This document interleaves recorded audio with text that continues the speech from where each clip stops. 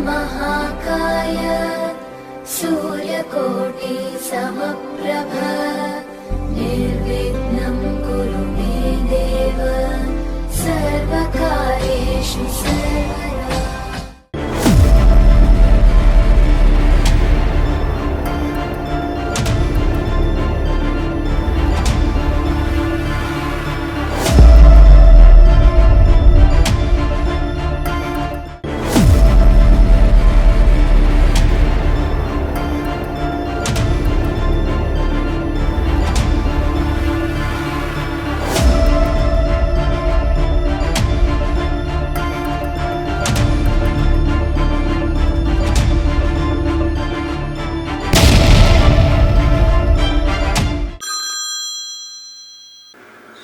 मुखावद्रुत द्रव संयुक्त पिबत भागवत रसमालय मुहुरह रसिका भुवि भावुक।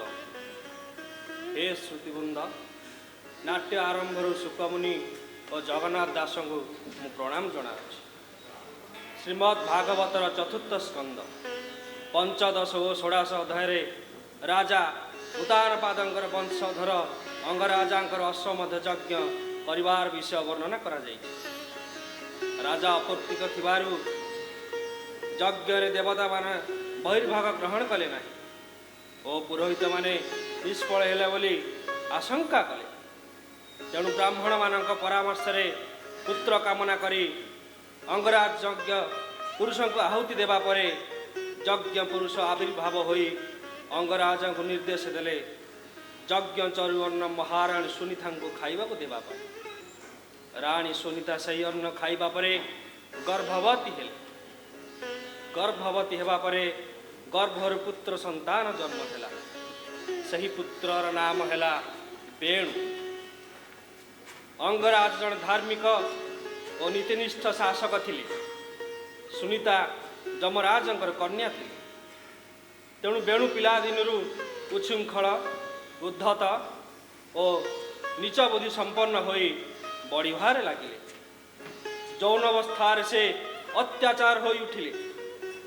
अंगराज तांकर चरित्र संशोधन पाई चेष्टा करी विफल हेबा परे मर्माहत होई दिने राज्य छाड़ी चली गले जंगल को। से जीवा परे राज्य रे अराजकता सृष्टि हेला।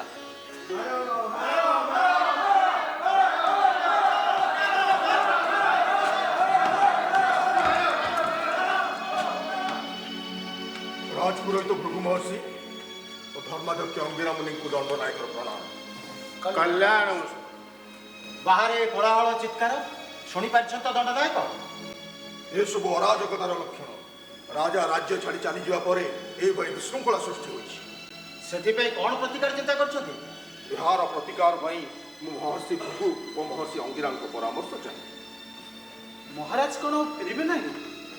ना, महाराज को सहित मोर साक्षात होता से अनुतप्त और मर्माहत। राज्य को फेरिवा लगी से सीधा सड़क मना कर बाकी जीवन से जंगल में रही तपस्या कर। तेरे तो तांकर उत्तराधिकारी को सिंहासन रे बसिया पड़ो। तांकर उत्तराधिकारी जे बेणु जने बर्बर आ अत्याचारी युवक ताकू सिंहासन रे बसैले ए राज्य ध्वंस पाई जीव। उत्तराधिकारी बर्बर हेउ बा मनुष्य ए सिंहासन अधिकार तांकर ए नियमर आमे विरुद्धाचरण करि परिबा। जेहेतु बेणु छड़ा आम पाखरे कौन विकल्प ना तेणु ताकू राजा हिसाब से स्वीकार करने को आमे बाध्य। हाँ, यह को मु विरोध करी ना। मात्र मोर गोटे प्रश्न, नियमटा राज्यर मंगल पे करा जाए ना राज्य को ध्वंस करने पे नदी दिया जाए? बेणु राजा हेबा पुणे तार परवर्ती अवस्था कौन हेबा कहा आपण माने जानती, आमे मध्य जान। तथापि आमे ताकू राजा हिसाब से स्वीकार करने को बाध्य। यही तो राजनीतिर चरम विडंबना। नीति नियम परंपरा श्रृंखला आउ आईन को नहीं एमती अनेक प्रश्न आम मन में अच्छी तार उत्तर आम पाखे ना।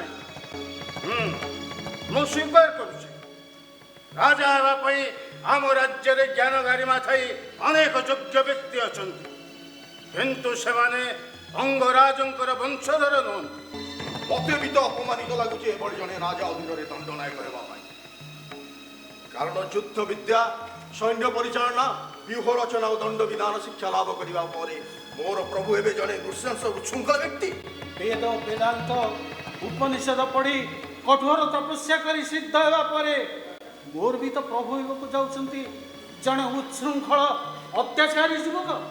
राजनीति सामाजिक विज्ञान शासन परिचालना आदि शिखी मंत्रित्व पाई सारा पर मोर प्रभु एवं जड़े निकृष्ट व्यक्ति तेणु श्रृंखला आईन सब केवल कर्मचारी मानक बाध्यतामूलक राजा मूर्ख हो दुश्चरित्र हो अवा अपराधी हो से किसी जाए सावधान सावधान सावधान महारानी मंत्रणा कक्ष को प्रवेश करिवे।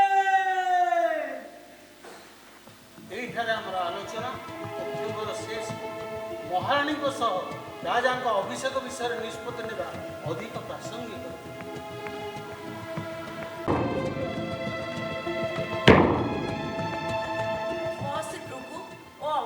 मोर प्रणाम। सौभाग्यवती हो आमर अभिवादन ग्रहण करतु महारानी।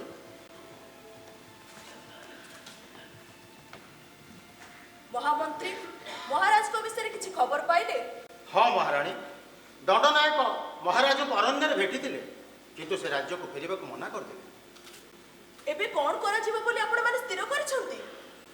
महारानी पर राजसिंहासन तो शून्य हो रहिबो नै तेणु तांको उत्तराधिकारी बेणु को सिंहासन रे अभिषिक्त करिया पड़िबो। बेणुर बुद्धि चरित्र और व्यवहार तो आपण माने जानंती ताकू राजा करा गले प्रजा माने कोन उपयुक्त न्याय पाइबे तारी व्यवहार अतिष्ट होई महाराज तो राज्य छाड़ी जंगल को चली गले। या छड़ा आम पाखे कौन सी विकल्प नथिला राजमाता। आमर नीति नियम परंपरा प्रथा एते संकुचित जे सेठी उपयुक्त उत्तराधिकारी के निर्णय करवा बड़ कठिन समस्या। ता छड़ा हाथी अर्थात गज गज सुंदर सुना कलश धरी बुली बुली जा मुंडरे ढालिबो से जे राजा हवा पई योग्य एकदा कोन कि सुनिश्चित करी कहि परिबो। ता छड़ा आम राज्य में शिक्षित बुद्धिजीवी माने जाकु राजा बोली निर्णय करिवे से जे राजा हेबे एभली प्रथा मध्य आम राज्य रे नै। तेणु अंगराजंकर पुत्र भाव में उत्तराधिकारी सूत्रे बेणु को सिंहासन रे बसैवा आम पई एकमात्र पंथा। सिद्धांत मत अधिक युक्तिसंगत लगुच तेणु से सिद्धांत को आम समस्ते मानि नेबा उचित।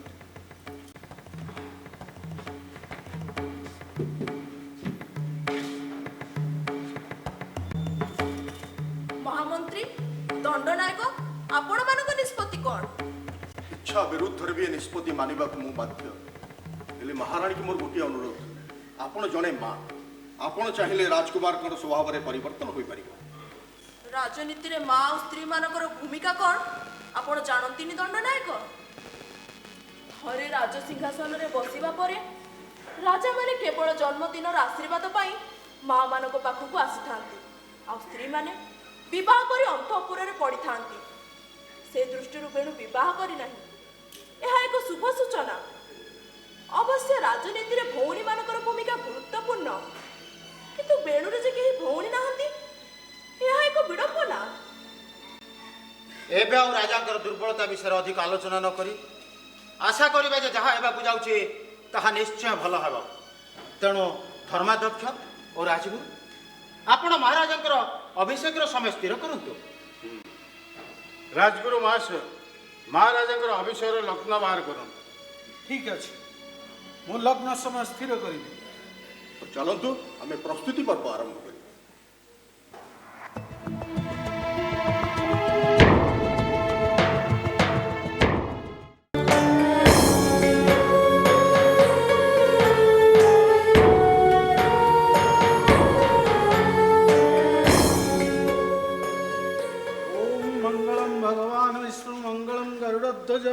मंगलम पुंडरीकाक्ष मंगलायतन हरि माधव माधवाक्य माधव माधव हरि प्रणंति साधवा नित्य सर्वकार शुद्ध सर्वदा शुक्लांबरधर विष्णु शशिवर्णम चतुर्भुजम प्रसन्नवदन ध्याते सर्वविघ्नोपशान्तये स्मते सकलकल्याणं भाजनं यत्र जायते पुरुषोत्तम नित्यं वज्रामि शरणं हरि।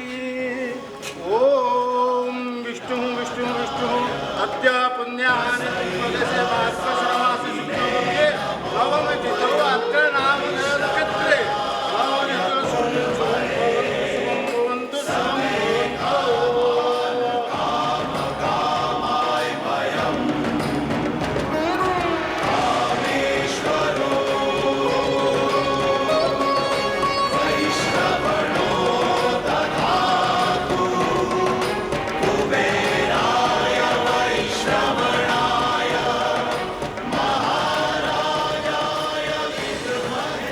सप्तद्वीप तथा भारत भूखंडर महाराजा बेणुकर सप्तद्वीप तथा भारत भूखंड महाराजा बेणुकर सप्तद्वीप तथा भारत भूखंड महाराजा बेणुकर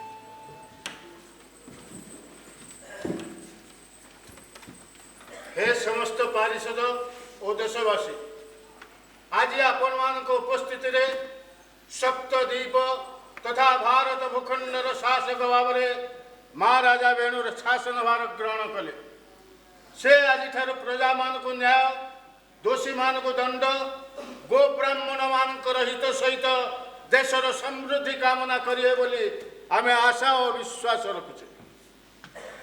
महाराज एबे देशवासी उद्देश्य रे किछि कहंतु।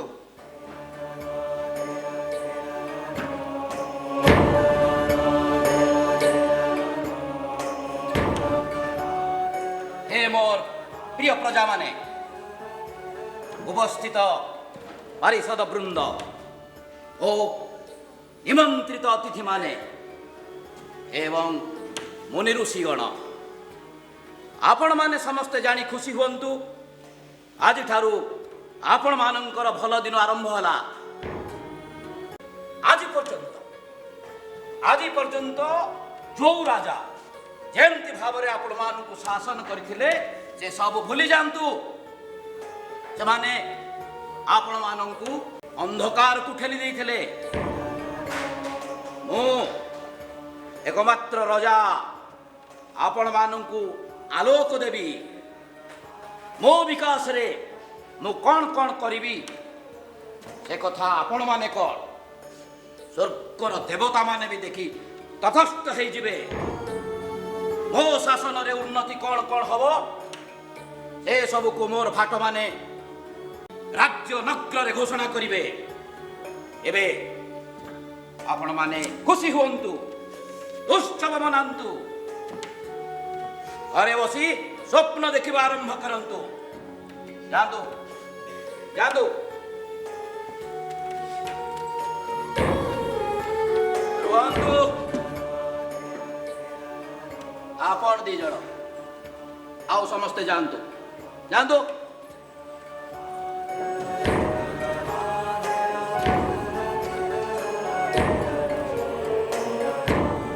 मो ପାଖରେ ଆଉ ସମୟ ନାହିଁ। ଆଜିଠାରୁ ରାଜକାର୍ଯ୍ୟ ଆରମ୍ଭ ହେଲା ବୋଲି ଜାଣ। ତେଣୁ ଆପଣ ଦୁଇ ଜଣ ହେଉଛନ୍ତି ମୋ ପିତାଙ୍କ ସମୟରୁ ରାଜନୀତିରେ ଅଛନ୍ତି।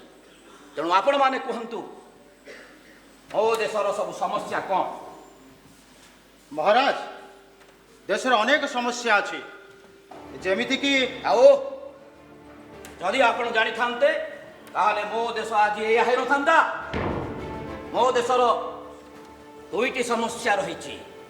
ଗୋଟିଏ ସମସ୍ୟା ପ୍ରଜାମାନେ ଅନ୍ଧକାରରେ ରହୁଛନ୍ତି, ଆଉ ଦ୍ୱିତୀୟ ସମସ୍ୟା ସେମାନଙ୍କୁ ଅସ୍ୱାସ୍ଥ୍ୟକର ପରିବେଶ ଘେରି ରଖିଛି। ତେଣୁ ମୁଁ ଚିନ୍ତା କରିଛି ପ୍ରତ୍ୟେକ ପ୍ରଜାମାନଙ୍କୁ ଗୋଟାଏ ଗୋଟାଏ ଦୀପ ଏବଂ ପ୍ରତ୍ୟେକ ପରିବାରଙ୍କୁ 5 ସେରେ ଲାଖେ ତେଲ ମୋ ରାଜପ୍ରସାଦରୁ ଯୋଗାଇ ଦିଆଯିବ, ଯାହାଦ୍ୱାରା କି ସେମାନେ ଘରେ ବସି ଆଲୋକ ପାଇବେ ଏବଂ ପ୍ରତି ଘରୁ ଜଣେ ଜଣେ ଯୋଦ୍ଧା ସୈନିକ ବାହାରିବେ ସ୍ୱଚ୍ଛ ସେବା ପାଇଁ। ମହାମନ୍ତ୍ରୀ, ଆପଣ ଏହାର ଦାୟିତ୍ୱ ନେବେ। ଆଜ୍ଞା ମହାରାଜ। ହେଲେ ମହାରାଜ, ଦେଶରେ ଅନ୍ନର ସମସ୍ୟା ବଢ଼ି ଚାଲିଛି, ଅର୍ଥାଭାବ ଲାଗି ରହିଛି, ଜାତିବାଦ ମୁଣ୍ଡ ଟେକିଛି, ବିଶୃଙ୍ଖଳା ବୃଦ୍ଧି ପାଇଛି। ମହାରାଜ, ତମ ମୁଣ୍ଡ ଫୁଣ୍ଡ ଖରାପ ହେଇଗଲାଣି ମହାମନ୍ତ୍ରୀ। ତମେ ବି ବୁଢ଼ା ହେଇଗଲଣି। ତମର ମନ୍ତ୍ରୀ ପଦ ତ୍ୟାଗ କରି ପରାମର୍ଶଦାତା ହେଇକି ରୁହ। ମୋ ରାଜ୍ୟର ପ୍ରଜାମାନେ ଖାଇବାକୁ ପାଉନାହାନ୍ତି ତ ବଞ୍ଚୁଛନ୍ତି କେମିତି? ମହାରାଜ, ପ୍ରଜାମାନଙ୍କର ଆର୍ଥିକ ଉନ୍ନତି ପାଇଁ ଖାଦ୍ୟାଭାବ ଦୂର କରିବା ପାଇଁ କିଛି ପଦକ୍ଷେପ ନେଲେ ଭଲ ହୁଅନ୍ତା। ଠିକ କଥା କହିଛ ତୁମେ ଦଣ୍ଡନାୟକ, ଠିକ କଥା କହିଛ। କିନ୍ତୁ ଯଦି ମୋର ପ୍ରଜାମାନଙ୍କୁ ସୁବିଧାରେ ଖାଦ୍ୟ ଯୋଗାଇ ଦିଆଯାଏ ତାହେଲେ ସେମାନେ ଅକର୍ମଣ୍ୟ ହେଇଯିବେ, ଘରେ ବସିବେ, ରାଜପଦରେ ପରଚର୍ଚ୍ଚା କରିବେ, ରାଜନୀତି କରିବେ। ନା ନା ନା ନା ନା ନା, ସେମାନଙ୍କୁ ଭୋକିଲାରେ ରହିବାକୁ ଦିଆଯାଉ, ନହେଲେ ସେମାନେ ଜୀବନର ମୂଲ୍ୟ ବୁଝିବେ କେମିତି? ମହାରାଜ, ଏହା ଦ୍ୱାରା ଚୋର ଅପରାଧ ବୃଦ୍ଧି ପାଇବ। ତମେ କାହିଁକି ଅଛ ଦଣ୍ଡନାୟକ? କାହିଁକି ଅଛ? ଦେହରେ ଚର୍ବି ଭର୍ତ୍ତି କରିବାକୁ ନା ଅପରାଧ ନିୟନ୍ତ୍ରଣ କରିବାକୁ? ମହାରାଜ, ରାଜ୍ୟରେ ଚୋର ଅପରାଧ ବୃଦ୍ଧି ପାଇସାରିଲାଣି, ହିଂସା ବୃଦ୍ଧି ପାଇସାରିଲାଣି। ଦଣ୍ଡନାୟକ, ପ୍ରଜାମାନେ ବିଦ୍ରୋହ କରୁଛନ୍ତି, ତମେ ତାକୁ ନିୟନ୍ତ୍ରଣ କରିପାରୁନାହ, ଏଇଆ ତ? ଆଜ୍ଞା। ଶୁଣ, ମୋ ସୈନ୍ୟାଗାରରୁ ଜଣେ ଜଣେ ସୈନ୍ୟକୁ ବିଦ୍ରୋହ କରୁଥିବା ଲୋକଙ୍କ ପଛରେ ଲଗେଇ ଦିଅ, ଯାହାଦ୍ୱାରା କି ବିଦ୍ରୋହ କରୁଥିବା ପ୍ରଜାମାନେ ଆଉ ବିଦ୍ରୋହ କରିପାରିବେ ନାହିଁ। ଯାଆନ୍ତୁ।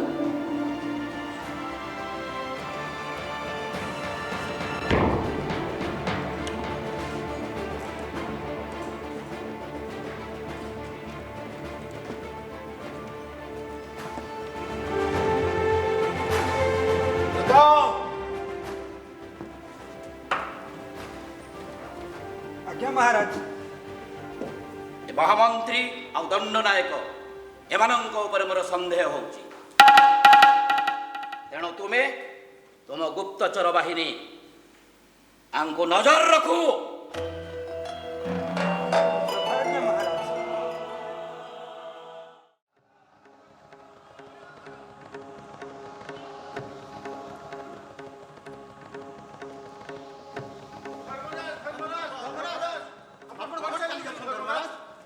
ଏ ରାଜ୍ୟ ଛାଡ଼ି ବାହାରକୁ, ଏ ପାଷାଣ୍ଡ ରାଜାର ରାଜ୍ୟ ଭିତରେ ମୋ ପାଖରେ ରହିବା ସମ୍ଭବପର ନୁହେଁ। ରାଜ୍ୟ ଛାଡ଼ି ବାହାରକୁ? ବେଣୁ ତ ଏ ସପ୍ତଦ୍ୱୀପର ରାଜା, ତା ରାଜ୍ୟ ଛାଡ଼ି ଆପଣ କ'ଣ ସମୁଦ୍ର ଭିତରେ ରହିବେ? ଦେବ ଲୋକ, ନାଗ ଲୋକ, ମୁଁ ଯେକୌଣସି ସ୍ଥାନରେ ରହିବାକୁ ଉଚିତ ମନେ କରିବି। ହେଲେ ହେଲେ ଏ ରାଜାର ଶାସନ କାଳରେ ଅଧର୍ମ ଗୁଣେ ବ୍ୟାପିଗଲାଣି। ତେଣୁ ତେଣୁ ମୋ ପାଇଁ ଏଠାରେ ସ୍ଥାନ ନାହିଁ।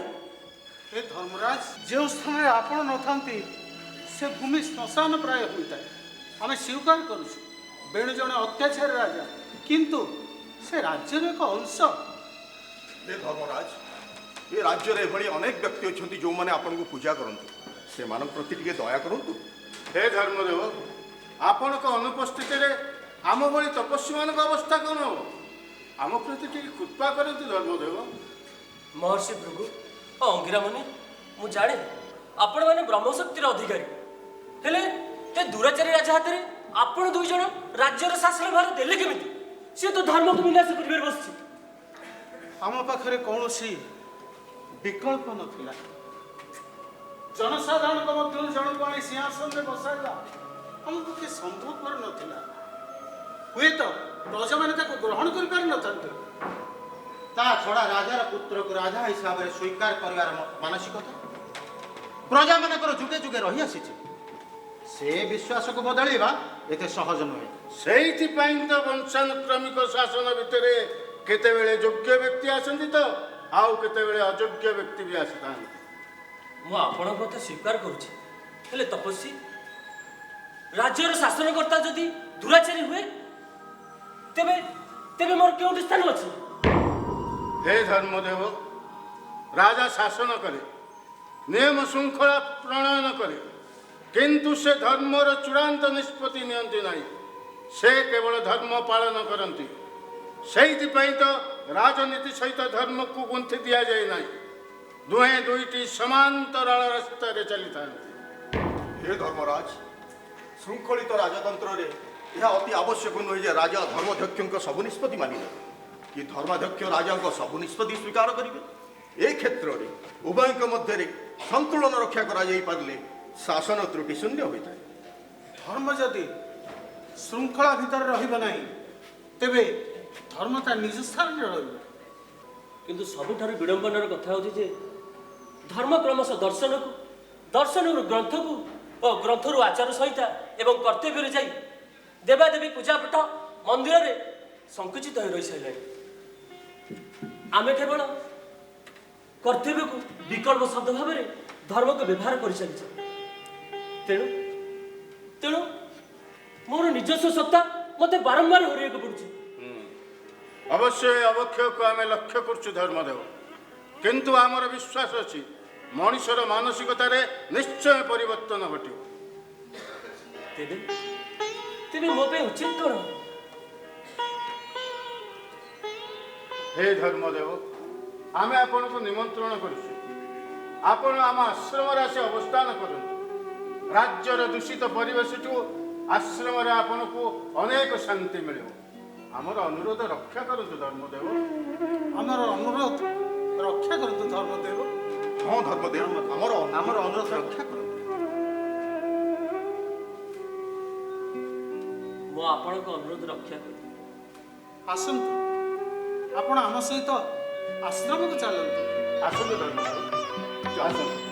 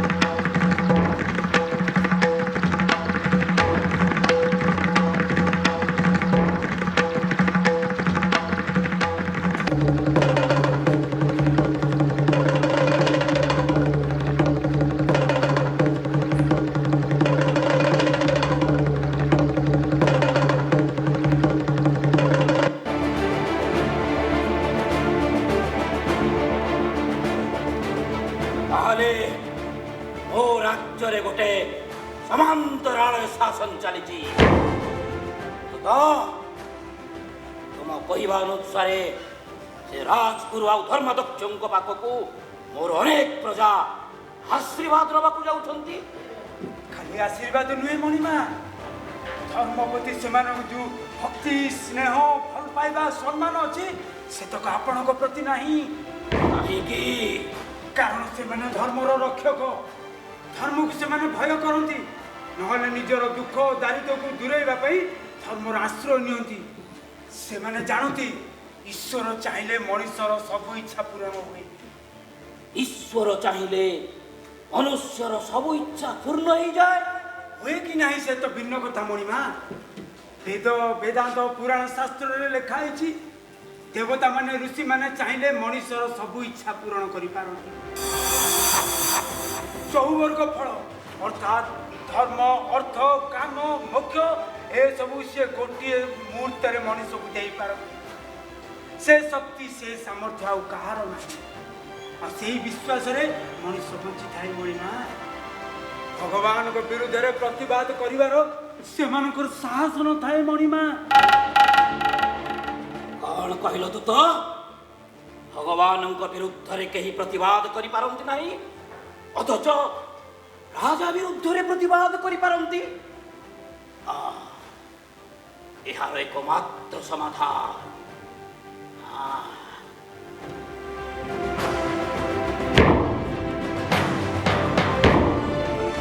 यार एकमात्र समाधान राजा को भगवान होगा पड़ो आउ राजा भगवान हो गला परे प्रजा माने आश्रय नेबे पूजा करिबे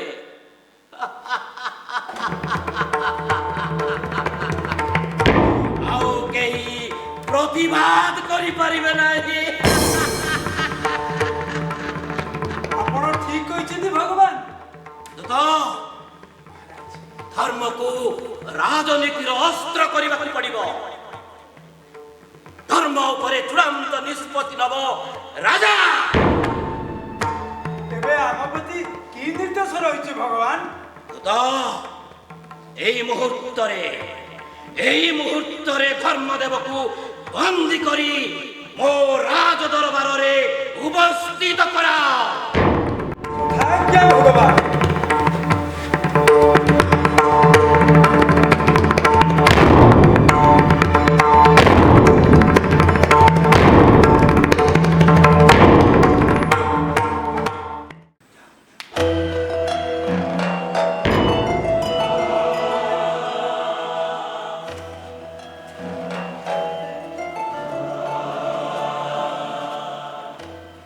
मते बंदी करी ओणाइछि काईकी कारण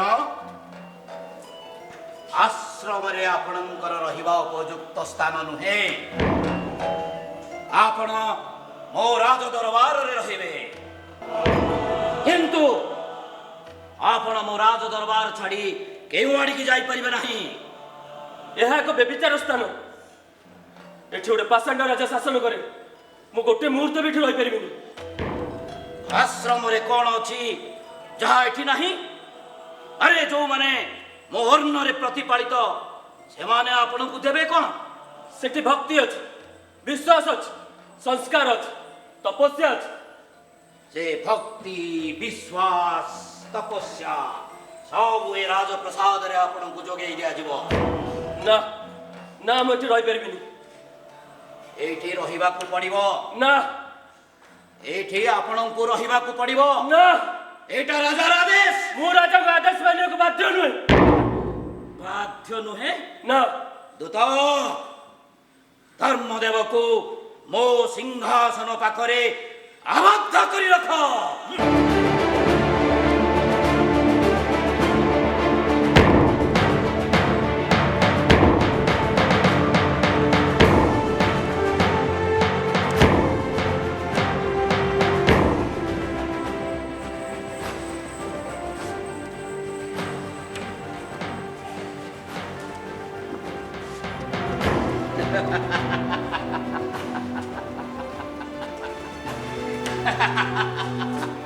धर्म को बंदी करा जायछि काईकी से एठारे रहिबा को चाहंती नाही जेहेतु राजा सम दम न्याय दंड आउ धर्मर अधिकारी तेणु धर्म राजप्रसाद रहिबा उचित ना एठी धर्मर अवमानना होछि राजा पूजा पाठ कर्म कर्मणि सब किछि लोप पाई गलानी राजप्रसाद रो तेणु धर्म आश्रम रे रहिबा अधिक युक्ति संगत आश्रमटा कौन मो राज्यर सीमा भितर नुहे सप्तद्वीप एमती कौन स्थान नहीं जो स्थान कि मु अधीश्वर नुहे एमती कौन व्यक्ति नहांती जो व्यक्ति की मोर प्रजा नुहंती एमती की आपण दुई जन मध्य मोर प्रजा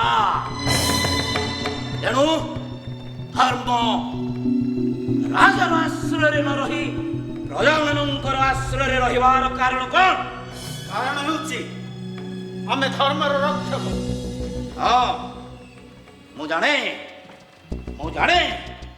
ଆପଣମାନେ ହେଉଛନ୍ତି ଧର୍ମର ରକ୍ଷକ। ଏଇଟା ମୋ ପିତାଙ୍କ ଅମଳରୁ ଚାଲି ଆସିଛି।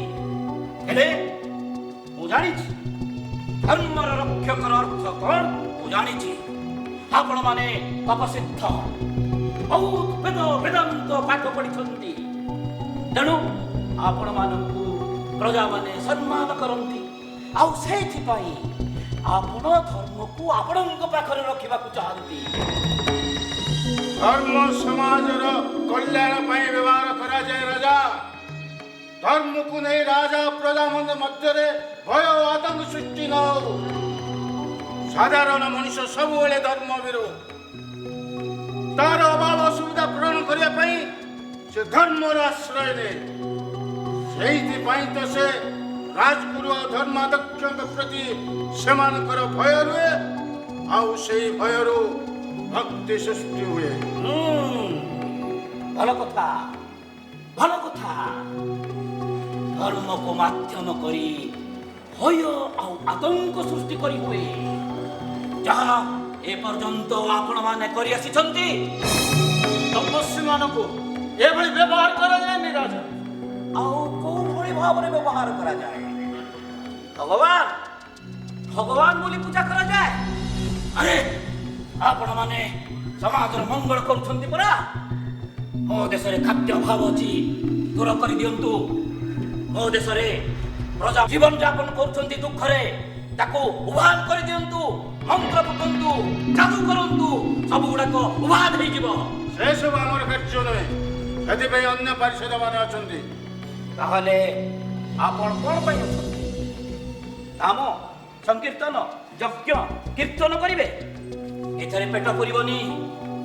ଆରେ ରାଜକୋଷରୁ ଅର୍ଥ ନେଇ ଅୟାସ କରୁଛନ୍ତି ଆପଣମାନେ। ଭଗବାନଙ୍କ ନାଁ କହି ତପସ୍ୟା ଓହ୍ଲେଇଛନ୍ତି। ମୁଁ ପଚାରୁଛି, ଧର୍ମକୁ ନେଇ ଆପଣମାନେ କରିବେ କ'ଣ? ଭଗବତ ଆଶୀର୍ବାଦ ସମସ୍ତଙ୍କ ଉପରେ ପଡ଼ିବ। ତାଙ୍କର କୃପା ଲାଭ କରି ସମସ୍ତଙ୍କ ମନରୁ ପାପ ଅନ୍ଧକାର ଦୂର ହେବ। ଏଇଟା ଆହୁରି ଭଲ କଥା। ତାହେଲେ ଭଗବାନ କୋଉଠି ଅଛନ୍ତି ତମେ ମତେ ଦେଖେଇ ପାରିବ? ସେ ସମୁଦ୍ର ଉପରେ ଅଛନ୍ତି।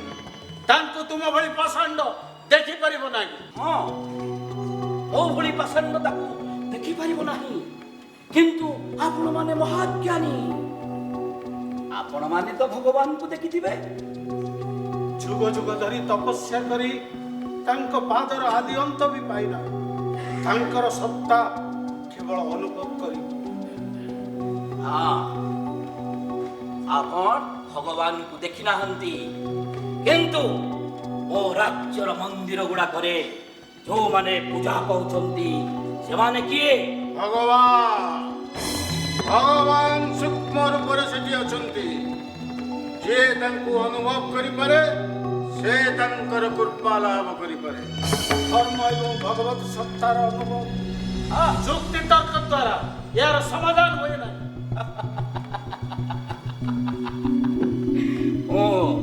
ମୁଁ ଆପଣମାନଙ୍କ କଥାରୁ ଅନୁଭବ କଲି। ଯାହାକୁ ଦେଖି ହୁଏ ନାହିଁ କି ଅନୁଭବ କରି ହୁଏ ନାହିଁ ସେ ହେଉଛନ୍ତି ଭଗବାନ। ଏ କଥାକୁ ଆପଣମାନେ ବିଶ୍ୱାସ କରିବେ। ଯୁକ୍ତି ତର୍କ କଲେ ସମସ୍ୟାର ସମାଧାନ ହେବ ନାହିଁ। କିନ୍ତୁ ଆପଣମାନେ ଏପର୍ଯ୍ୟନ୍ତ ଜାଣିନାହାନ୍ତି ଭଗବାନ ଜନ୍ମ ନେଇ ସାରିଛନ୍ତି ଆଉ ଏ ରାଜ୍ୟରେ ଅଛନ୍ତି। ଅସମ୍ଭବ ଏ କଥା। ଆରେ ଆମେ ମାନେ କେହି ଜାଣିପାରିଲୁନି, ଅଥଚ ଆପଣଙ୍କ ପାଖରେ ଯାଇ ସମ୍ବାଦ ପହଞ୍ଚିଗଲା। ଆପଣମାନେ କେମିତି ଜାଣିବେ? ଆପଣମାନେ ଯୁଗ ଯୁଗ ଧରି ତପସ୍ୟା କରି ଭଗବାନଙ୍କର ପାଦର ଆଦି ଅନ୍ତ ପାଇନାହାନ୍ତି। ହେଲେ ତାଙ୍କ ଜନ୍ମ ବୃତ୍ତାନ୍ତର ରହସ୍ୟ ଆପଣ ଜାଣିବେ କେମିତି? ଏ କଥାକୁ ବିଶ୍ୱାସ କରନ୍ତୁ, ତର୍କ କରନ୍ତୁ ନାହିଁ। କୋଉଠି ଅଛନ୍ତି ସେ? ଏଇଠି ଆପଣମାନଙ୍କର ସମ୍ମୁଖରେ। ଆମ ଆଗରେ ତ ଆପଣ ଠିଆ ହେଇଛନ୍ତି। ହଁ,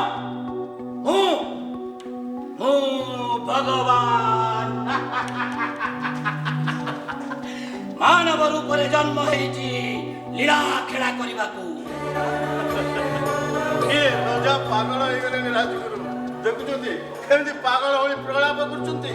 ତାଙ୍କୁ ଶୀଘ୍ର ରାଜବୈଦ୍ୟଙ୍କ ପାଖକୁ ନେବାକୁ ପଡିବ। ଧର୍ମାଧ୍ୟକ୍ଷ, ଆପଣ ଭଗବାନଙ୍କୁ ଦେଖି ନାହାନ୍ତି। ମନ୍ଦିର ଭିତରେ ଗୁଡ଼ାଏ ମୂର୍ତ୍ତି ରଖି ଭଗବାନ ବୋଲି କହି ପ୍ରଜାମାନଙ୍କୁ ଧୂଆଁ ବୁଲଉଛନ୍ତି। ତାଙ୍କର କଷ୍ଟ ଅର୍ଜିତ ଅର୍ଥକୁ ବର୍ବାଦ କରୁଛନ୍ତି। ଧର୍ମର ନାଁ କହି ତପସ୍ୱୀ ବୋଲେଇଛନ୍ତି। କିନ୍ତୁ ମୁଁ ଭଗବାନ ନୁହେଁ ବୋଲି ଆପଣ ପ୍ରମାଣିତ କରିପାରିବେ? ଭଗବାନ କିଏ ଜାଣିଛ ମୂର୍ଖ? ଭକ୍ ଶବ୍ଦ 5ଟି ଗୁଣ ଉପରେ ଆଧାରିତ। ପ୍ରଥମ ଗୁଣ ଯଶ, ମୋର ଅଛି। ଦ୍ୱିତୀୟ ଗୁଣ ଧୈର୍ଯ୍ୟ, ମୋର ଅଛି। ତୃତୀୟ ଗୁଣ ସ୍ନେହ, ସେଇଟା ବି ମୋର ଅଛି। ଚତୁର୍ଥ ଗୁଣ ଜ୍ଞାନ, ସେଇଟା ବି ମୋର ଅଛି। ପଞ୍ଚମ ଗୁଣ ବୈରାଗ୍ୟ। ବୈରାଗ୍ୟ, ଶ୍ରୀ, ଜ୍ଞାନ, ଶକ୍ତି ସବୁ ମୋ ପାଖରେ ଅଛି। ମୁଁ ଭଗବାନ। କାହିଁକି ରାଜବଂଶୀ ପାଷାଣ୍ଡ ରାଜା ସହିତ ଯୁକ୍ତି କରୁଛନ୍ତି କହିଲେ? ଅଯଥାରେ ନିଜର ସମ୍ମାନ ଆଣି ହବ। ତାଠୁ ଭଲ ହବ ଆମେ ନୀରବ ରହିଯିବା। ହଁ, ଆପଣମାନେ ନୀରବ ରହିବା ଉଚିତ। କାରଣ ଆପଣମାନେ ନୀରବ ରହିଲେ ସମାଜର ମଙ୍ଗଳ ହବ। ଆରେ କୌଣସି ଆବଶ୍ୟକତା ନଥାଇ ପ୍ରଜାମାନଙ୍କ ମନ ଭିତରେ ଆପଣମାନେ ଜଣେ ଜଣେ ଭଗବାନ ହେଇଯାଇଛନ୍ତି। ଭଗବାନ ହେଇ ପୂଜା ପାଉଛନ୍ତି। ଆଜି ସେ ଚିରାଚରିତ ପ୍ରଥାକୁ ମୁଁ ଖଣ୍ଡ ବିଖଣ୍ଡିତ କରିଦେବି, ଭାଙ୍ଗିଦେବି। ଦୂତ, ମୋ ରାଜ୍ୟରେ ମନ୍ଦିର ଗୁଡାକରେ ଯୋଉ ଭଗବାନ ପୂଜା ପାଉଛନ୍ତି ତାକୁ ଭାଙ୍ଗି ଦିଅ। ସେଠାରେ ମୋ ପ୍ରତିମୂର୍ତ୍ତି ସ୍ଥାପନ କର। ପ୍ରତ୍ୟେକ ବ୍ରାହ୍ମଣ ମାନଙ୍କୁ କହିଦିଅ ସେ ମୋ ପ୍ରତିମୂର୍ତ୍ତି ଆଗରେ ମୋ ନାମରେ ଯଜ୍ଞରେ ଆହୁତି ଦେବେ। ମୋ ରାଜ୍ୟରେ ମୁଁ ଭଗବାନ ହେଇ ପୂଜା ପାଇବି। ଓମ୍ ବେଣୁ ଦେବାୟ ନମଃ।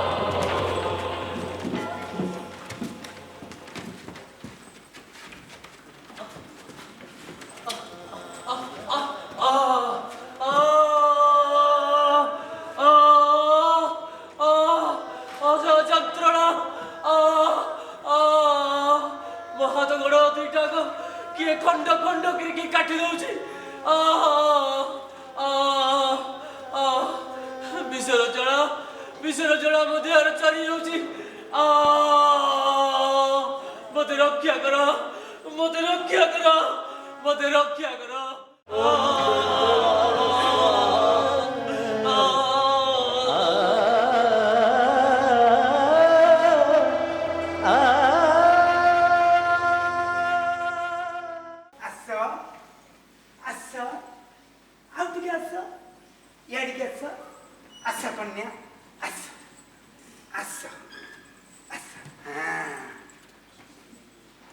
कन्या पूर्व जन्म तमे तपस्वी थिल, भगवान को पाइबा पई कामना करिथिल, तेणु ए जन्म तमे कन्या हे जन्म होइछ।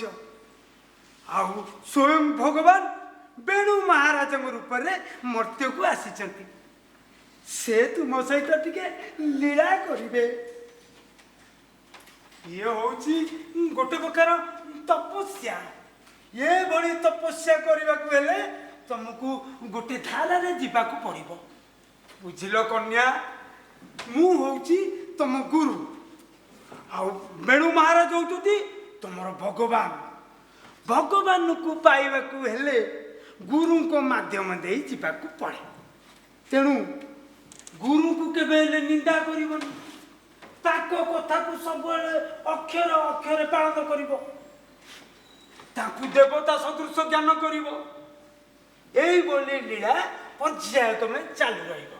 ପ୍ରଥମେ ରାସ ଲୀଳା, ତାପରେ ବସ୍ତ୍ରହରଣ ଲୀଳା। ଏବେ ଲୀଳା ବିଷୟରେ କହୁଛି ଶୁଣ। କନ୍ୟା, ତମେ ହେଉଛ ଶ୍ରୀ ରାଧାଙ୍କ ଅଂଶ, ଆଉ ଭଗବାନ ବେଣୁ ହଉଛନ୍ତି ମହାବିଷ୍ଣୁଙ୍କ ଅଂଶ। ସେ ତୁମ ସହିତ ଟିକେ ଲୀଳା କରିବେ, ରାସ ଲୀଳା, ଆଉ ତମ ସହିତ ରମଣ ବି କରିବେ। ପ୍ରଥମେ ରାସ ଲୀଳା, ତାପରେ ବସ୍ତ୍ରହରଣ ଲୀଳା। ତୁମେ ତୁମର ବସ୍ତ୍ରମାନଙ୍କୁ ନଦୀ ତୁଠରେ ଥୋଇ ନଦୀକି ସ୍ନାନ କରିବାକୁ ଯିବ, ଆଉ ପ୍ରଭୁ ତୁମ ଅଜାଣତରେ ବସ୍ତ୍ର ଗୁଡ଼ାକୁ ନେଇ ଗଛ ଉପରେ ବସିବେ। ତମେ ନଦୀ ଭିତରୁ ଆସିବା ପାଇଁ ଭଗବାନଙ୍କୁ ମାଗିବ, ବସ୍ତ୍ର ଦିଅ, ବସ୍ତ୍ର ଦିଅ, ହେଲେ ଭଗବାନ ଦେବେ ନାହିଁ। ତମେ ଯେତେବେଳେ ତୁମ ନିଜକୁ ପୂର୍ଣ୍ଣ ସମର୍ପଣ କରିଦେବ ଭଗବାନଙ୍କ ପାଖରେ, ସେ ତୁମକୁ କୋଟି ବସ୍ତ୍ର ଦେଇ ସୁଖୀ କରିବେ। ବୁଝିଲ କନ୍ୟା, ଏଇଭଳି ଲୀଳା ପର୍ଯ୍ୟାୟକ୍ରମେ ପର୍ଯ୍ୟାୟକ୍ରମେ ପର୍ଯ୍ୟାୟକ୍ରମେ ଚାଲୁ ରହିବ। ଆଜି ହେଉଛି ରାସ ଲୀଳା। ପ୍ରଭୁ, କନ୍ୟା ଏବେ ଅଛନ୍ତି, ଆସନ୍ତୁ ରାସ ଲୀଳା କରିବେ।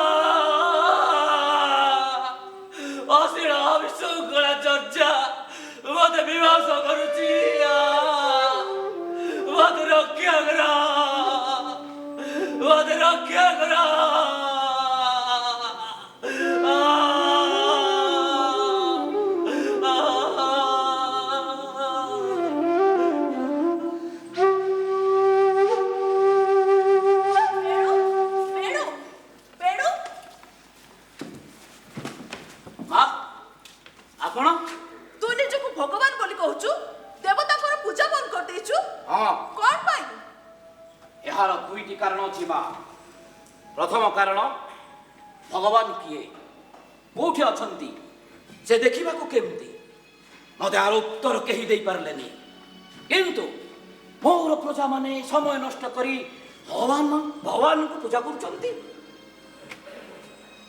ଆଉ ଦ୍ୱିତୀୟ କାରଣ, ଯଦି ଭଗବାନଙ୍କୁ ପୂଜା କଲେ ସମସ୍ତ ଆବଶ୍ୟକ ପୂର୍ଣ୍ଣ ହେଇଯାଏ, ତାହେଲେ ମୋ ରାଜ୍ୟରେ ବର୍ଣ୍ଣାଭାବ କାହିଁକି?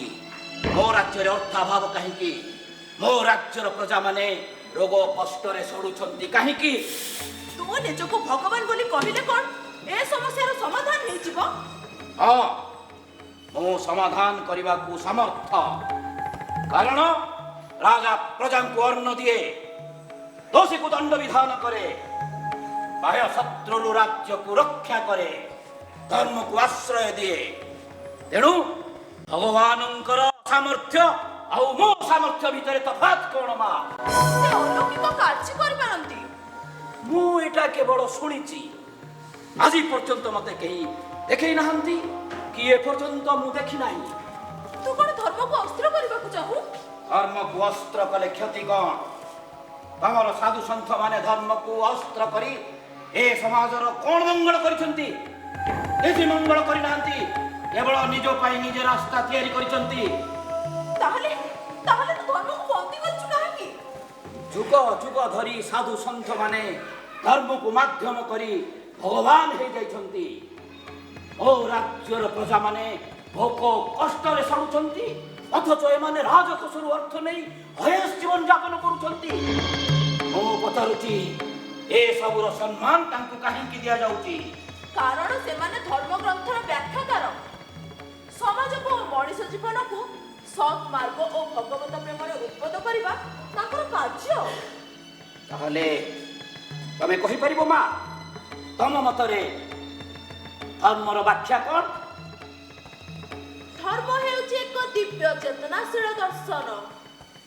ସଂସାରର ସମସ୍ତ ଆଲୋକିତ ଦିଗମାନ ହେଉଛନ୍ତି ଏହାର ମାଧ୍ୟମ।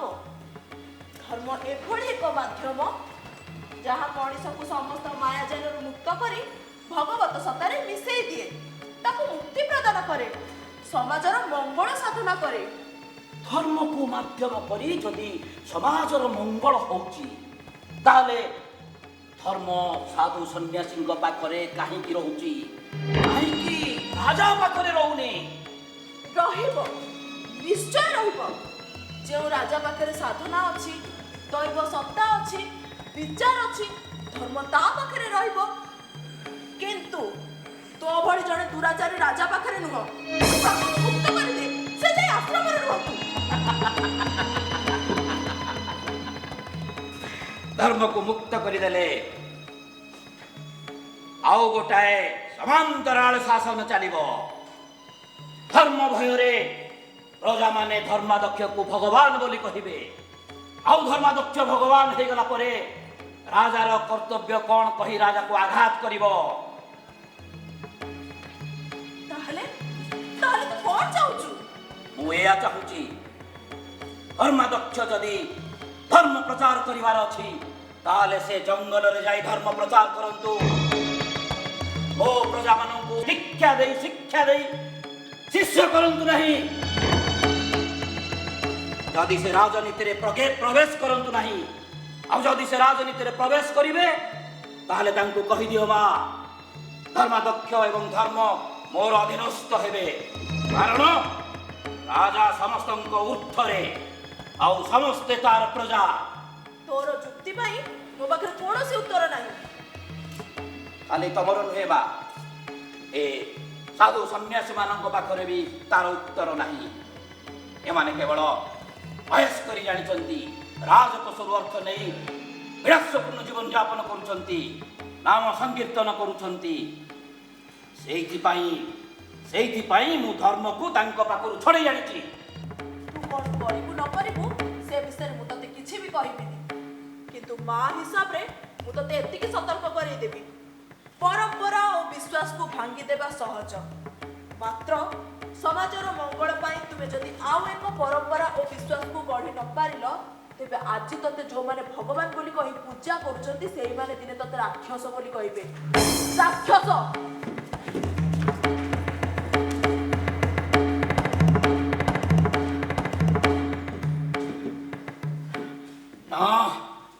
ନା, ଏଇ ମୁହୂର୍ତ୍ତରେ यार समाधान करने को पड़िबो।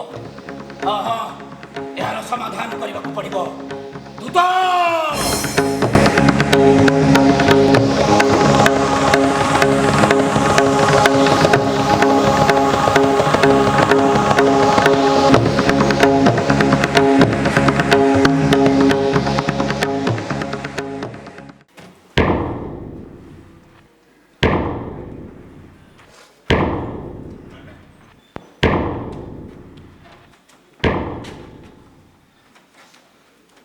आमको एठी कौन पे डका जाइछि?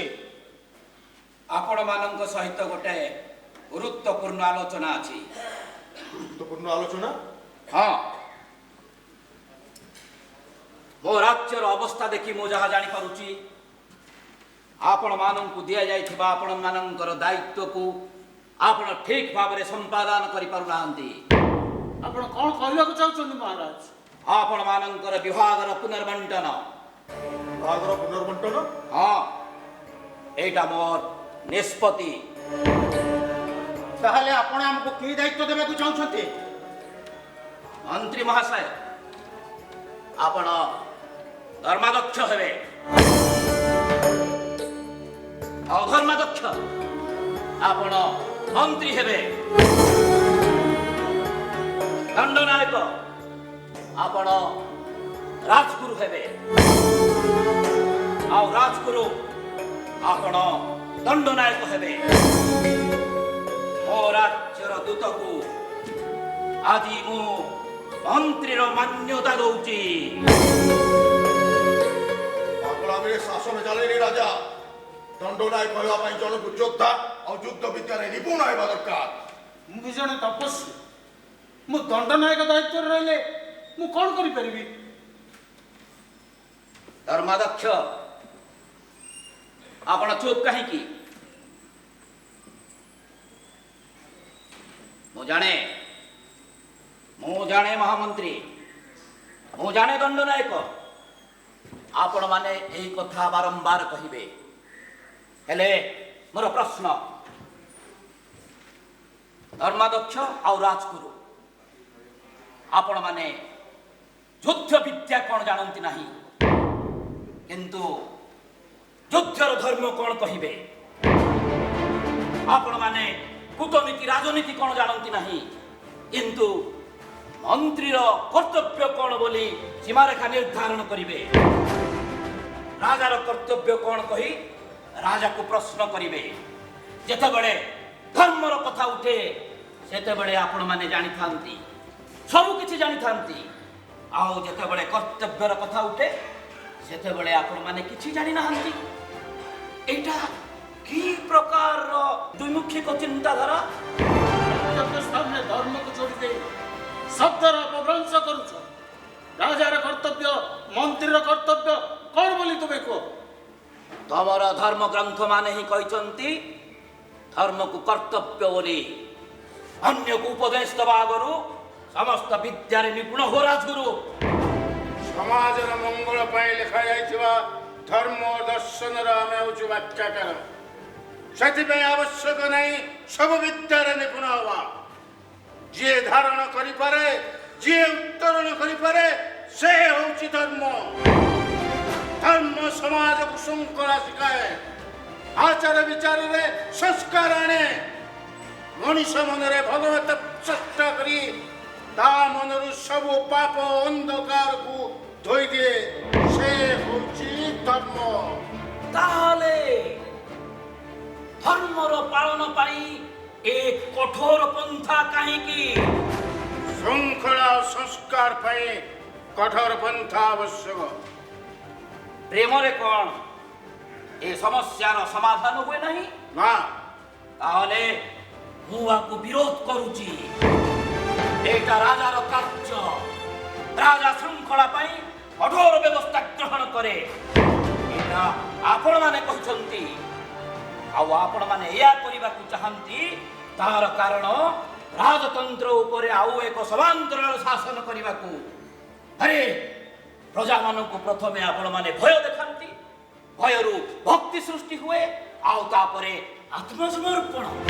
संजत हो राजा तुम्हें हमको आक्षेप करूछ? आक्षेप नुहे ମୁଁ ଆପଣମାନଙ୍କର ଅପାରଗତାକୁ ସୂଚାଇ ଦଉଛି। ତେଣୁ ଆପଣମାନଙ୍କର ବିଭାଗର ପୁନର୍ବଣ୍ଟନ କରିବାକୁ ଯାଉଛି। ଯଦି ଆପଣମାନଙ୍କର ଇଚ୍ଛା ଅଛି ତାହେଲେ ସ୍ଥାନରେ ରୁହନ୍ତୁ, ଯଦି ନାହିଁ ଆପଣମାନଙ୍କର ଦାୟିତ୍ୱରୁ ଅବ୍ୟାହତି ନେଇ ଏ ସ୍ଥାନ ପରିତ୍ୟାଗ କରନ୍ତୁ। ଏଭଳି ଜଣେ ରାଜା ପାଖରେ ରହିବା ଅପେକ୍ଷା ମୁଁ ଦାୟିତ୍ୱରୁ ଅବ୍ୟାହତି ନେଉଛି। ମୁଁ ବି ଅବ୍ୟାହତି ନେଉଛି। ନା, ମୁଁ ଏହାକୁ ସ୍ୱୀକାର କରିବି ନାହିଁ। ଯେଉଁ ଦାୟିତ୍ୱ ମୁଁ ପାଇଛି ସେଇଟା ମୋର ଜନ୍ମଗତ ଅଧିକାର। ମତେ ଯଦି ସେଥିରୁ କିଏ ବଞ୍ଚିତ କରେ ତାହେଲେ ମୁଁ ବିଦ୍ରୋହ କରିବି। ମୁଁ ବି ବିଦ୍ରୋହ କରିବି। ମୁଁ ବି ବିଦ୍ରୋହ କରିବି। ମୁଁ ବି ବିଦ୍ରୋହ କରିବି। ଆମେ ସମସ୍ତେ ବିଦ୍ରୋହ କରିବୁ।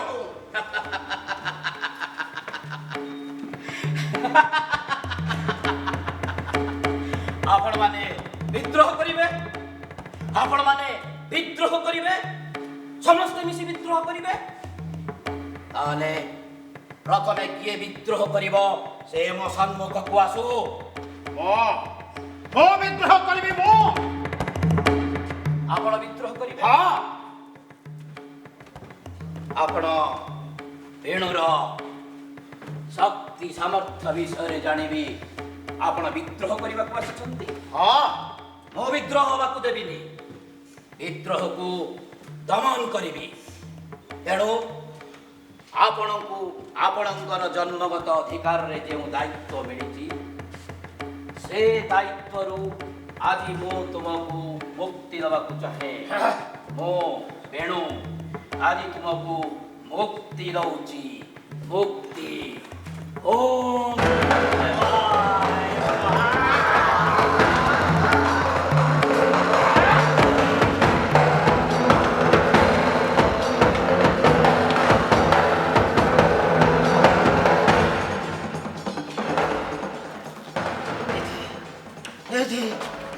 ଏଠି ରାଜତନ୍ତ୍ରର ହତ୍ୟା କରାଯାଉଛି। ଏଠି ମାନବିକତାର ହତ୍ୟା କରାଯାଉଛି। ହେ ଧର୍ମଯଜ୍ଞ, ହେ ଆପଣ ଏହାର ବିଚାର କରନ୍ତୁ। ଧର୍ମଯଜ୍ଞ।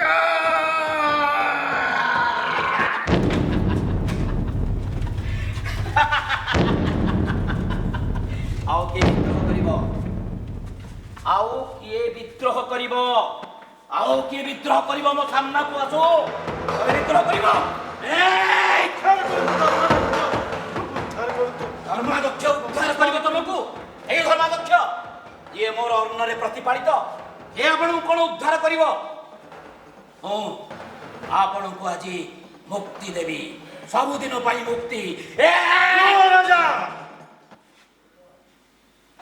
ଆଜି ଯାଏ ତୁମେ ନିଜର ଶକ୍ତି ଦେଖେଇ ଆସିଲ, ହେଲେ ତପସ୍ୱୀର ବି କିଛି ଶକ୍ତି ଅଛି ଯାହା ସାଧନା ଓ ଦେବ ଆଶୀର୍ବାଦରୁ ଆମକୁ ପ୍ରାପ୍ତ ହୋଇଛି। ତା ଆଗରେ ତୁମର ଏ ତାମସିକ ଶକ୍ତି ମୂଲ୍ୟହୀନ। ନିଜର ବିବେକ ଓ ବୁଦ୍ଧି ହରାଇ ସାରିଛ। ଆମେମାନେ ତୁମକୁ ସିଂହାସନରେ ବସାଇଥିଲୁ, ଆଶା ଥିଲା ତମେ ସମସ୍ତଙ୍କର ମଙ୍ଗଳ କରିବ, କିନ୍ତୁ ତମେ ଅନ୍ୟାୟ ଓ ବ୍ୟଭିଚାରର ସମସ୍ତ ସୀମା ଲଙ୍ଘନ କରିସାରିଲ। ବ୍ରାହ୍ମଣ, ଯୋଗୀ, ସାଧକ, ସନ୍ଥମାନଙ୍କ ନିଷ୍ପତ୍ତି ଅନୁସାରେ ତମେ ରାଜା ହେଇପାରିଲ। ଆଉ ଆଜି ତୁମେ ସେମାନଙ୍କୁ ହତ୍ୟା କରିବାକୁ ଆଗେଇ ଆସୁଛ। ଆମରି ସାକ୍ଷାତ ସାମ୍ନାରେ ତୁମେ ମହାମନ୍ତ୍ରୀକି ମଧ୍ୟ ହତ୍ୟା କଲ। ଆରେ ତୁମ ଭଳି ଧର୍ମଦ୍ରୋହୀ ରାଜା ଏ ପୃଥିବୀ ପାଇଁ କଳଙ୍କ। ତେଣୁ ତୁମର ସମାପ୍ତି ହେଉ।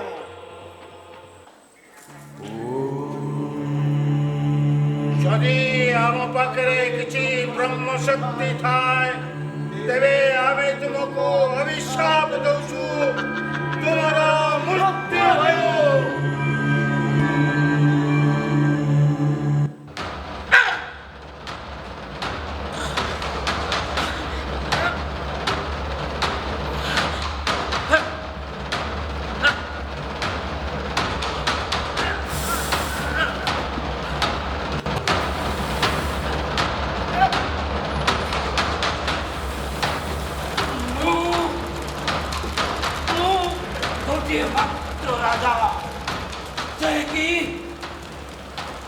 ଧର୍ମକୁ ବ୍ରାହ୍ମଣ ପଣ୍ଡିତ ମାନଙ୍କ ପାଖରୁ ମୁକ୍ତ କରିବାକୁ ଚାହିଁଥିଲି, ହେଲେ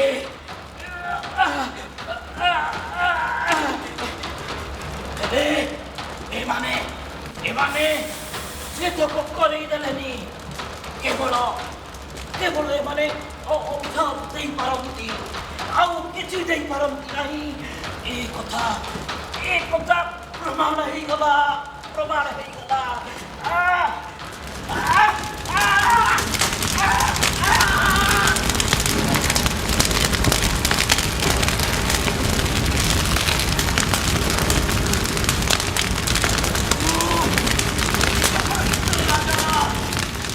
ଧର୍ମକୁ ପଣ୍ଡିତମାନଙ୍କ ପାଖରୁ ମୁକ୍ତ କରିବାକୁ ଚାହୁଁଥିଲି, ସେତକ ଏମାନେ କରେଇ ଦେଲେନି।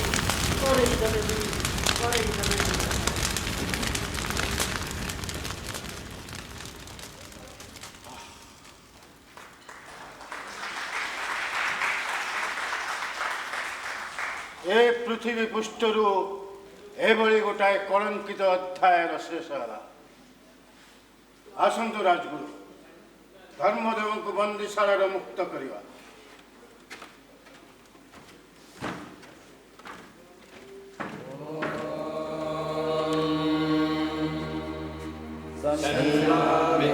संवरुणः शन्नो भवत्वर्यमा शन्न इन्द्रो बृहस्पतिः शन्नो विष्णुरुक्रमः नमो ब्रह्मणे नमस्ते वायो त्वमेव प्रत्यक्षं ब्रह्मासि त्वमेव प्रत्यक्षं ब्रह्म वदिष्यामि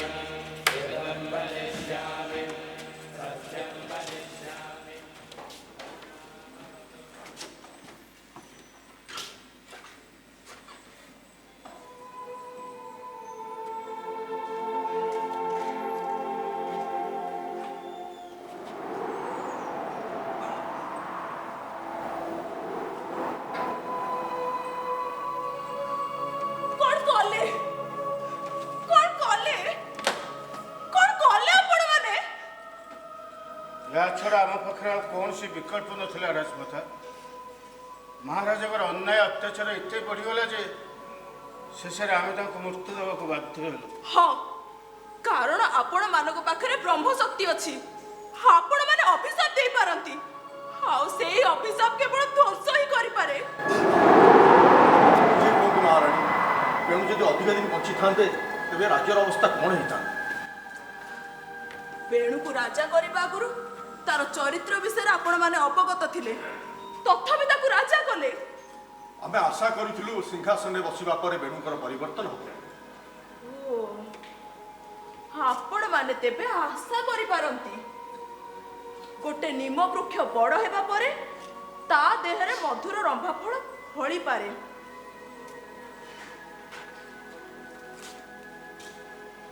ଜଣେ ଦୁରାଚାରୀ ବ୍ୟକ୍ତି କ୍ଷମତା ହାସଲ ପାଇବା ପରେ ସେ ଅଧିକ ଉଚ୍ଛୃଙ୍ଖଳ ହୁଏ ନା ସାଧୁ ପାଲଟି ଯାଏ? ବେଣୁଙ୍କୁ ସିଂହାସନରେ ବସିବା ଆଗରୁ ଆମକୁ ଚିନ୍ତା କରିବା। କାହିଁକି ଆପଣମାନେ ଚିନ୍ତା କରିପାରିଲେନି? କାହିଁକି ଦେଶବାସୀ ବି ଚିନ୍ତା କରିପାରିଲେନି? ଜଣକୁ ରାଜା ବୋଲି ଚିନ୍ତା କରିବା ଆଗରୁ ସେ ରାଜା ହେବା ପାଇଁ ଯୋଗ୍ୟ କି ନୁହଁ? କ୍ଷମା କରିବେ ରାଜମାତା, ଆମର ରାଜା ନିର୍ବାଚନ ପଦ୍ଧତି ଏତେ ସଂକୁଚିତ ଯେ ସେଠି ଦୁଇଟି ଉପାୟ ଛାଡ଼ିଦେଲେ ତୃତୀୟ ମାଧ୍ୟମ ଆଉ କିଛି ନାହିଁ। ଗୋଟିଏ ଗଣତନ୍ତ୍ର ପଦ୍ଧତିରେ ସୁନା କଳସ ଉପରେ ନିର୍ଭର କରିବା, ଅନ୍ୟଟି ରାଜାଙ୍କ ବଂଶଧରଙ୍କୁ ସ୍ୱୀକାର କରିବା। ଯଦି ଦୁଇଟି ଯାକ ରାସ୍ତା ଭୁଲ ବୋଲି ପ୍ରମାଣିତ ହୁଏ, ସେଠି ଆଉ କିଛି ଉପାୟ ନାହିଁ। ଦୁଃଖ ଲାଗୁଛି, ମତେ ଦୁଃଖ ଲାଗୁଛି। ଏତେ ଆଚାର ସଂହିତା, ନିୟମ, ଦର୍ଶନ ଲେଖା ହୋଇଛି ମଣିଷ ଜୀବନ ପାଇଁ, ରାଜ୍ୟ ପରିଚାଳନା ପାଇଁ ଆଉ ଶୃଙ୍ଖଳା ପାଇଁ, କିନ୍ତୁ ରାଜ୍ୟକୁ ଯିଏ ଶାସନ କରିବ ତାକୁ ବାଛିବା ଲାଗି ଦୁଇଟି ଉପାୟ ଛଡ଼ା ତୃତୀୟ ଉପାୟ ନାହିଁ। ତେବେ ଆପଣମାନେ ଅତ୍ୟାଚାର ସହିବାର ଅଭ୍ୟସ୍ତ, ଅନ୍ୟାୟକୁ ବରଦାସ୍ତ କରିବାର ଅଭ୍ୟସ୍ତ। ତେବେ ବେଣୁକୁ ଅଭିଶାପ ଦେଇ ମାରିବାର ଆବଶ୍ୟକତା କ'ଣ ଥିଲା? କିନ୍ତୁ ଯେତେବେଳେ ଜଣେ ରାଜାର ଅନ୍ୟ ଅତ୍ୟାଚାର ଅତ୍ୟଧିକ ପରିମାଣରେ ବଢ଼ିଯାଏ, ସେତେବେଳେ ତ ସ୍ୱୟଂ ଭଗବାନ ବି ଅବତାର ଗ୍ରହଣ କରିକି ତାଙ୍କୁ ମାରିଛନ୍ତି। ମହାରାଣୀ, କାହାକୁ ମାରିଛନ୍ତି? ହିରଣ୍ୟ, ହରିଣାକ୍ଷ, ରାବଣ, କଂସ ଏମିତି ଅନେକ ରାଜା। ସେମାନଙ୍କ ଦ୍ୱାରା ସେମାନଙ୍କ ରାଜ୍ୟର ପ୍ରଜାମାନେ ସାଧାରଣ ଲୋକମାନେ କଷ୍ଟ ପାଉଥିଲେ ବୋଲି ତାଙ୍କୁ ମାରି ଦିଆଯାଇଛି, ନା ସାଧୁ ଓ ଦେବତାଙ୍କୁ କଷ୍ଟ ହେଲା ବୋଲି ତାଙ୍କୁ ମାରି ଦିଆଗଲା? ସେ ବିଚାର ଆପଣମାନେ କରନ୍ତୁ। ପରିତ୍ରାଣାୟ ସାଧୂନାଂ, ସାଧୁମାନଙ୍କୁ ଉଦ୍ଧାର କଲେ ଧର୍ମ ସ୍ଥାପନ ହୁଏ, କାରଣ ଧର୍ମ ଓ ଦେବତା ସବୁବେଳେ ସାଧୁମାନଙ୍କ ଅଧୀନରେ।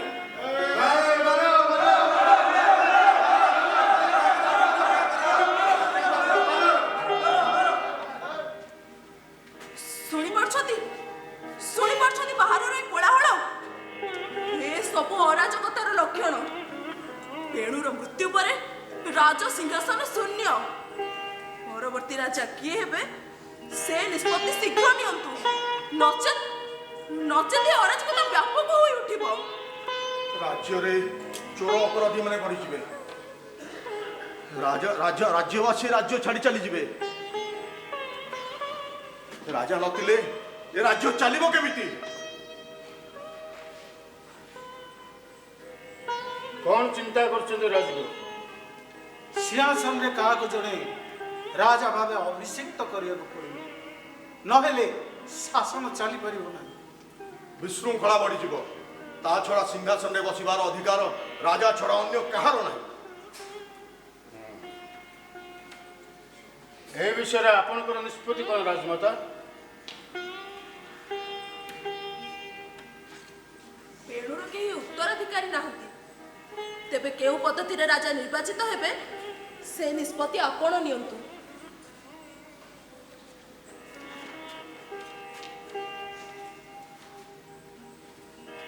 ଆମ ସମସ୍ତଙ୍କର ନିଷ୍ପତ୍ତି ଆପଣଙ୍କର ନିଷ୍ପତ୍ତି ଧର୍ମାଧ୍ୟକ୍ଷ ମହାଶୟ।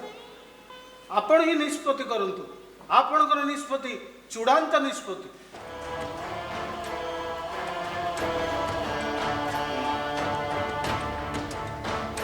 ଠିକ୍ ଅଛି, ଯଦି ଆପଣମାନେ ମୋ ଉପରେ ବିଚାର କରିବାର ନିଷ୍ପତ୍ତି ଛାଡ଼ି ଦେଇଛନ୍ତି ତାହେଲେ ମୋର ନିଷ୍ପତ୍ତି ମଧ୍ୟ ଶୁଣି ନିଅନ୍ତୁ। ଆଜି ଯାଏଁ ଯେଉଁ ଚିରାଚରିତ ପଦ୍ଧତିରେ ରାଜା ନିର୍ବାଚିତ ହେଉଥିଲେ ମୁଁ ସେ ପ୍ରଥାକୁ ବିରୋଧ କରୁଛି। ପ୍ରଥମ ଥର ପାଇଁ ତପସ୍ୱୀମାନେ, ବ୍ରାହ୍ମଣମାନେ, ଯୋଗୀମାନେ, ମୁନି ଋଷିମାନେ, ବୁଦ୍ଧିଜୀବୀମାନେ ସେମାନଙ୍କର ଜ୍ଞାନ ଶକ୍ତିରେ ଜଣେ ରାଜା ନିର୍ବାଚନ କରିବେ। ଏହା ହେବ ସମଗ୍ର ଦେଶ ପାଇଁ ପ୍ରଥମ ଉପହାର। ଆସନ୍ତୁ ରାଜଗୁରୁ ମହାଶୟ, ବେଣୁଙ୍କର ଏ ଦଗ୍ଧ ଶରୀରର ଭସ୍ମରେ ଗୋଟାଏ ପିଣ୍ଡ ତିଆରି କରନ୍ତୁ। ମୁଁ ବେଦମନ୍ତ୍ର ବଳରେ ତାଙ୍କୁ ଜୀବନ୍ୟାସ ଦେବି।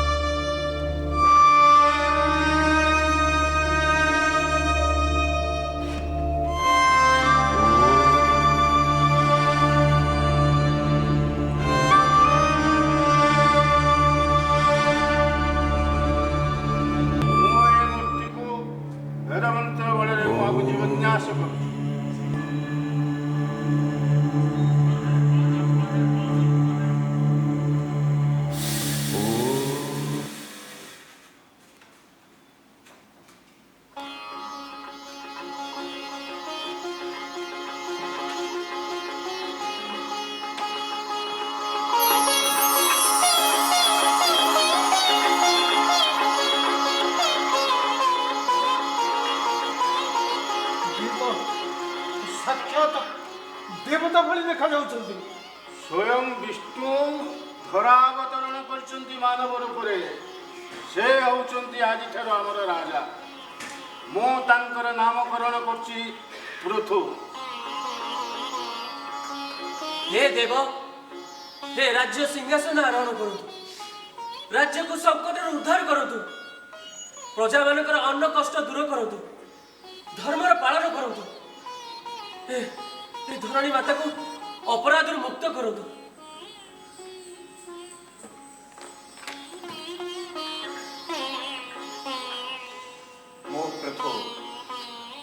समस्त मंगल विधान पाई ମୁଁ ସିଂହାସନ ଆରୋହଣ କରିବି।